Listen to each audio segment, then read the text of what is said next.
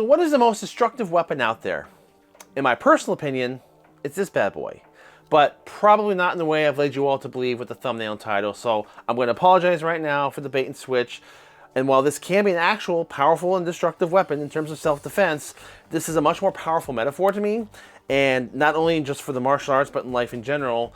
And in honor of the Father's Day that just passed, I want to share a quick story with you, probably the most impactful lesson my father ever shared with me, and he taught me with this.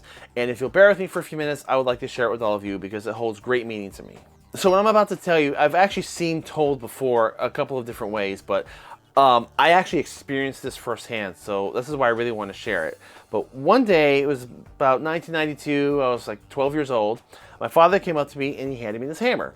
And my dad was always doing construction around the house. He was very handy. He would build out our basements. He built extra rooms. He did a lot of construction work around the house. And me being a kid, I loved helping him with it. I'd hold boards in place. I'd help him nail, sheetrock into the wall and all that good stuff.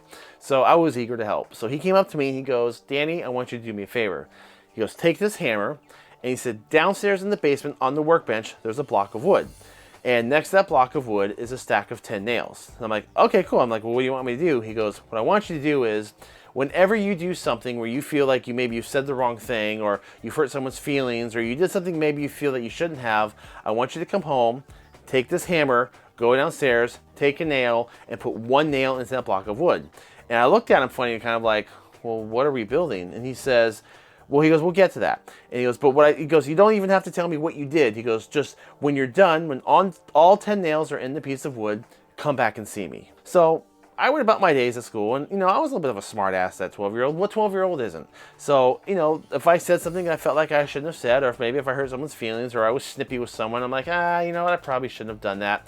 I came home, I took the hammer, got a nail, put it in the block of wood, went about my day. The funny thing is, I don't even remember anything that I did to put the nails in the wood, except for one thing, and it's actually kind of important, and I'll come back to that in a few seconds. I did as he said, and after about maybe a week or so, I had all 10 nails in the block of wood, and I brought it to him, and I said, here's the wood, and he looked at the nails, he goes, okay, he goes, and I still had the hammer, he goes, now do me a favor, he goes, I want you to now go about your days, but whenever you do something right, he goes, go out of your way to help somebody. He goes, do someone a favor, hold the door open, say something nice. He goes, do a good task and go back and take this hammer and take a nail out. And he says, when you do all 10 nails, when they're all gone, I want you to come back and see me, and then we'll go from there. I'm like, this is a really weird project, but okay.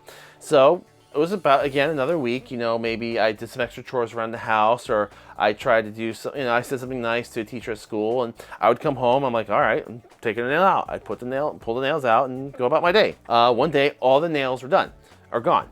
So I take the block of wood, go up to my dad, and I hand it to him, and he looks at it, and he says, what does this mean? And I said, but as being a dumb kid, I was like, you told me I didn't have to tell you. And he laughed, he goes, no. He goes, what does this mean? I said, I don't know. I put the nails in the wood and then took the nails out. And he looked at me, he goes, Danny, he goes, now what can we use this wood for? And I'm like, well, we could use it for stuff, but it's got holes in it. He goes, exactly. He said, this block of wood represents all the relationships in your life. He said that whenever you do something wrong, whether you cheat or you lie or you hurt someone, you're putting a nail in that relationship. And you can make up for it, and you say you're sorry, and you can try to do a good deed, and you can pull that nail out, but that hole is always going to be there. And he goes, look at this wood. He goes, if this was a relationship, it's full of holes. Yeah, you might have pulled the nail out, but it's full of holes. And if you put enough holes in the piece of wood, it's not going to be strong when you need it to be strong. It won't be able to take as much pressure as other wood. And I'm sitting there as a kid, I went, whoa. And it blew my mind because my dad didn't do lessons like that with me normally.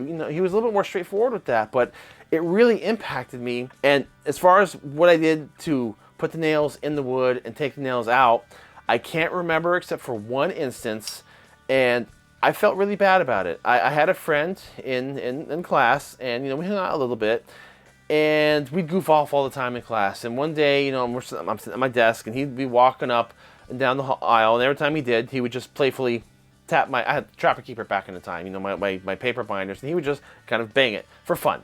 And then he'd come by and he'd bang it again, and we would goof off and, give each other smart aleck remarks, and I don't even know why I did it, I just had it right there, and I had a thumbtack, and I put it on it. Again, I was a dumb kid. Something in my head thought it'd be funny, and when he came by again, I put the tack there, and he went, bam, smiling. He hit the thumbtack, and immediately he stopped. He was just like, ow! He looked at me, or he looked at his hand, and he looked back at me, and the hurt in his eyes, he was just like, you asshole. And he just looked at me and just walked away, and I felt so bad. I felt so bad, and I'm like, why did I do that? I don't know why I did that. I'm not a violent person. I was a stupid kid, but that really bothered me enough that for the whole rest of the school day, all I could think about was going home and putting that nail in that block, because it just sat with me. It still sits with me to this day. To play along with what my dad said is, our friendship really wasn't quite the same after that. I mean, we weren't like close friends, but we didn't really talk the same after that. He didn't like me as much after that. And to make matters worse, the whole lesson involved nails, and I put a tack on it. And to make it even worse, the poor guy's last name was Sharp. So I don't know. The whole thing just feels like this weird bad karma to me, but I felt bad, and that stands out to me. But that plays with the lesson of what my dad was trying to teach me is when you put a hole in a relationship or a friendship, it does damage. And even if you apologize and say you're sorry, that memory's still there. That scar's still there. And it really applies to everything. I mean, okay, what is a weapon in the martial arts? All of the if you're holding the sword in your hand, or nunchucks, or a bow staff, all it is an extension of your body, extension of your arm. Same thing with a tool. The real weapon, whether you're holding a hammer, a sword, a firearm, a blade, anything, the real weapon is your intent and your actions. And you can use them for good and you can use them for bad. And you just have to understand that the consequences that come with that.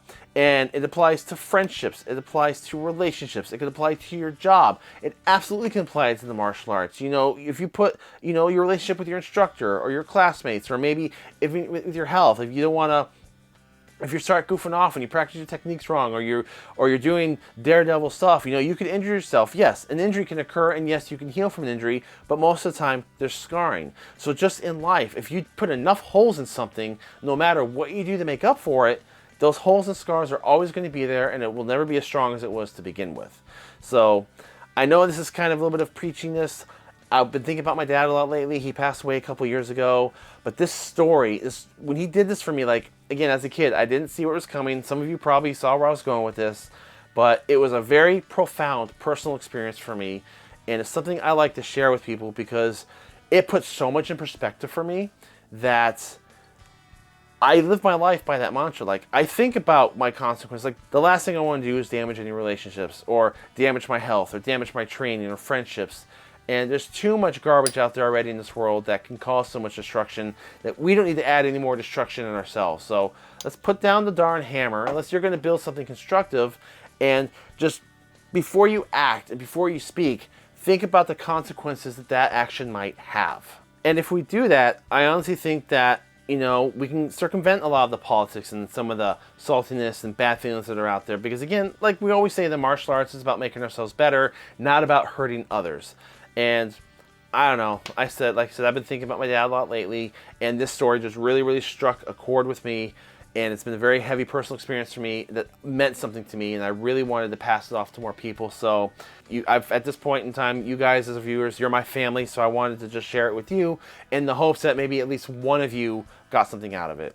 So anyway, I hope you all had a wonderful Father's Day. For those of you who are our fathers, and those of you who visited your fathers, I hope all your families are healthy and well. And if you have any experiences, if you've heard the story before, I'd love to know if you have an experience or any other profound lessons like that. Please share them in the comments down below.